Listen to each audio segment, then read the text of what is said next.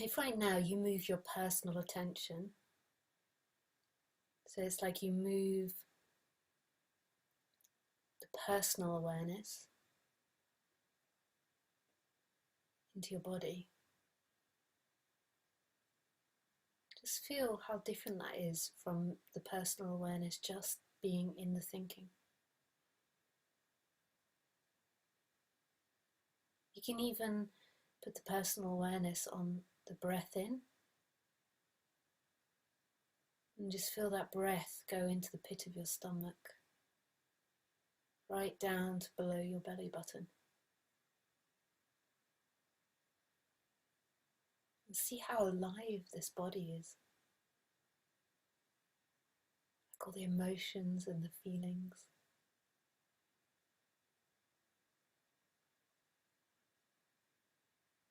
Now, to me, personal awareness isn't the big consciousness or big awareness, it's the personal awareness of like the small camera. So you can put your attention on the outside, you can put it on the computer, you can put the attention on my voice, but notice you can also put the attention on something happening outside. You can put it on what you're sitting on, your dog or your cat. You can put it into your hands. So you can put it in the external world and the internal world. You can put it in your breath. You can put it on your nose, on the tip of your toe. And most of the time, our personal awareness as humans, especially in Western society, is on thinking. So most of the time, the personal awareness does go out into the world, but it's often in thinking, even prior to going out in the world. It's still focused on the interpretation of what's happening out there. Before you get into this subject, you're not even aware that you think. I'm sure I've told you this lots of times, but I remember I did this talk. I did this talk to people in my mum's carers group, and I started saying, you know, this is a thought, this is a thought, and they had no concept or awareness that they were thinking. So they thought that everything they thought was reality, was true. So they were complaining about the NHS system, which is the government-run healthcare system. And I was trying to explain to them it was a thought. Their anger towards it was a thought. It wasn't necessarily true. And this produced a lot of rage in people. And I was quite shocked because I wasn't trying to dismiss what they say. I was accepting and saying that's your feeling and that's your thoughts about it, but it doesn't necessarily mean it's true. But they had no sense that they were thinking. They couldn't see, they thought. They just thought that was reality, that the sky was blue, that the ground was hard, that the NHS was shit, and that they were right. And they had no sense that's my thought. That was just the truth, the reality, the way it was. And then when you begin to get into this subject, you begin to see that you think, and that what you think colours your world. And your words colour your world. So your words, we superimpose our words onto everything. Like, we think for fact that a dog is a dog, but the word dog is something we've made up as a society and agreed upon, and we all call the dog a dog.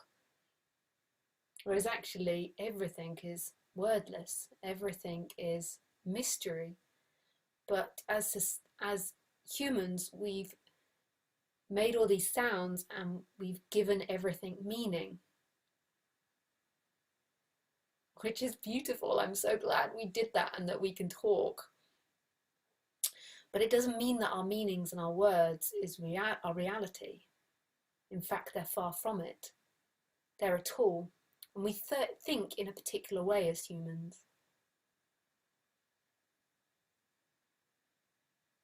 And that is in no way reality. And we can have positive thinking and we can have negative thinking.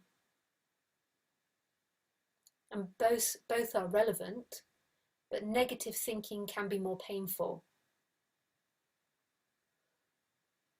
And I think that a lot of people are often stuck in negative thinking, which is quite painful. So they're stuck in a lot of doom, a lot of gloom, a lot of worry and anxiety and prejudice and hatred. And then there's other people in society that have quite a positive outlook, and that's a lot more pleasurable. So they think things will work out, they think things are going their way, they feel like they can achieve their goals. They think this is a friendly universe. But it seems that those type of people are fewer and far between. Is that the English saying? Meaning that they're not as common as the negative thoughts thinking people. And I shall explain why this is.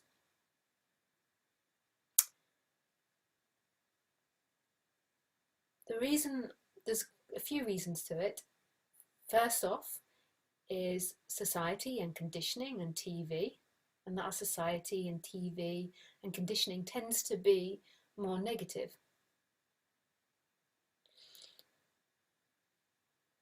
It will depend on your parents' outlook and the way your parents taught you and the way your schooling taught you as well. And then number two, it's the nature of thinking. So the reason that we evolved to think is firstly so we could improve our environment, we could make better homes, we could work out together what caused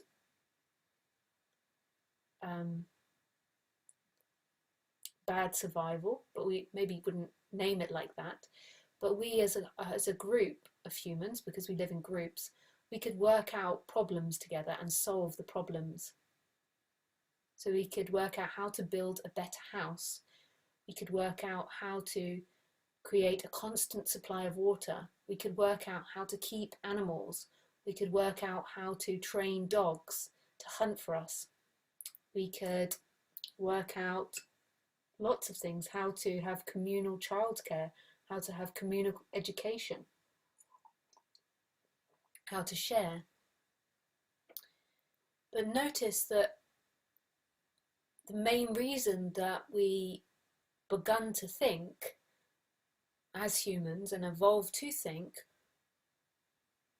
was to fix problems and to overcome obstacles. Now that's inherently positive. Like that's a really beautiful thing, that we're overcoming problems, that we can fix problems and we can grow and evolve and survive and thrive. But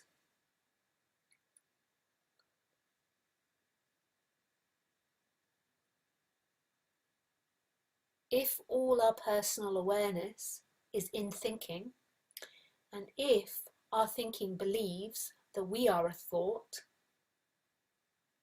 that we are something found in thought, that who we are is found in what we think, then our self-image is going to be a problem to solve. Our person, our life, our happiness, our relationships, when we think about them and put too much thinking on them, it's always going to be about solving problems.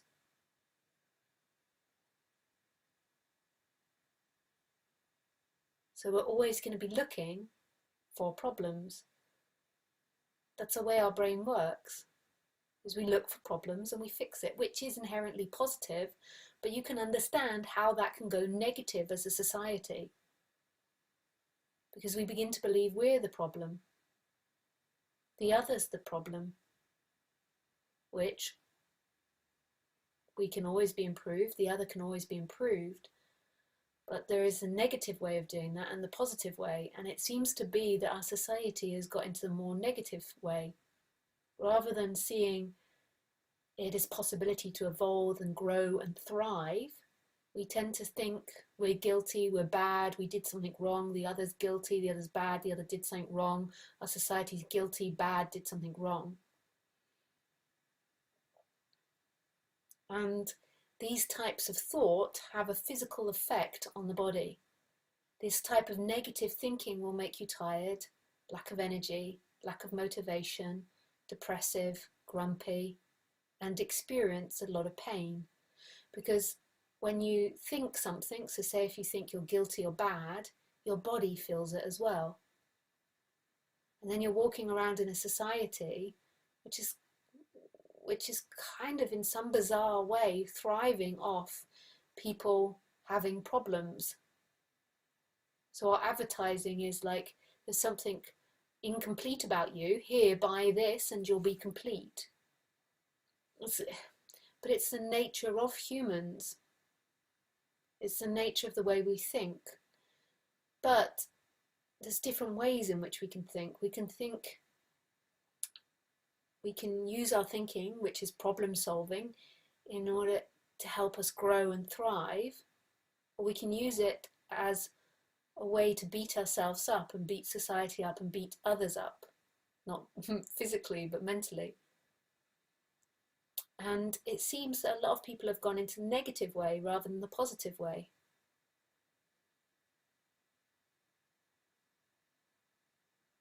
And it's a slight change in thinking. And this change in thinking can really change energy levels and sense of well-being on the human level. So if you are thinking that so say you wake up and you've got a list of 10 jobs to do, so all of us normally have jobs. If the attitude is positivity towards these jobs, then they're more than likely going to be accomplished and there's going to be enjoyment doing it. If there's negativity, then more than likely they won't be accomplished, there'll be exhaustion, it will be a painful experience. And if you keep repeating that over years and years and years, then it becomes a habit.